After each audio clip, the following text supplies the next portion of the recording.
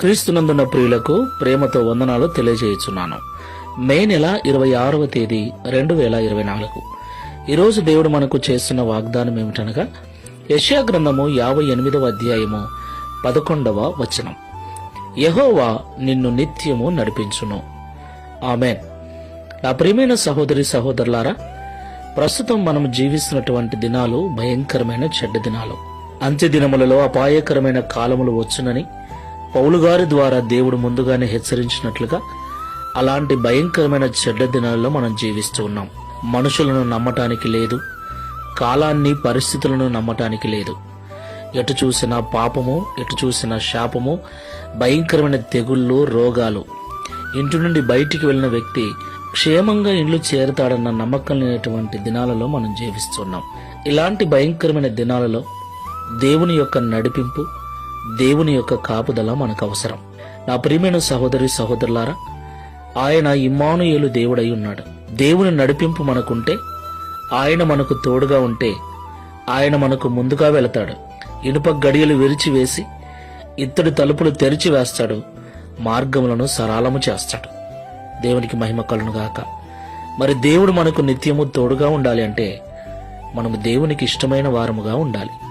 దేవుని మందిరమునకు వెళుతూ, దేవుని మాటలు వింటూ, వాక్యానుసారమైన జీవితాలు జీవిస్తూ, అందరి ఎడల సాధ్యమైనంత వరకు సమాధానము, ప్రేమ, సఖ్యత కలిగి జీవిస్తూ దేవుని ప్రేమను లోకానికి చూపించే వారముగా ఉండాలి. అప్పుడు దేవుని తోడు మనకుంటుంది, దేవుని కాపుదల మనకుంటుంది. పరిశీలించుకొని ప్రార్థన చేసుకుందాం.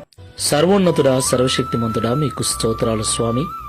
ఈ ఉదయకాల సమయంలో మాతో మీరు మాట్లాడిన ప్రతి మాటను బట్టి వందనాలు. ఇవి భయంకరమైన చెడ్డ దినాలు, అపాయకరమైన కాలములు. నిజమే, మా కళ్ళ ముందు తిరుగుతూ ఎంతో మంది లోకాన్ని విడిచి వెళ్ళిపోతున్నారు. మేము కూడా ఒకరోజు వెళ్ళవలసిన వారమే. అయితే మేము వెళ్లే లోపుగా, మా ఆయుర్ధానము తీరే లోపుగా నీతో కలిసి సంతోషంగా జీవించున్నట్లు నీ కాపుదల మాకు అవసరం. ఈ భయంకరమైన చెడ్డ దినాలలో నీ నడిపింపు మాకు అవసరం. ప్రియ తండ్రి, మీరు మాకు నిత్యము తోడుగా ఉండి నడిపించున్నట్లుగా మేము నిన్ను సంతోషపెట్టే బిడ్డలముగా, మీరు ఇష్టపడే పిల్లలముగా ఉండుటకు సహాయం చేయండి.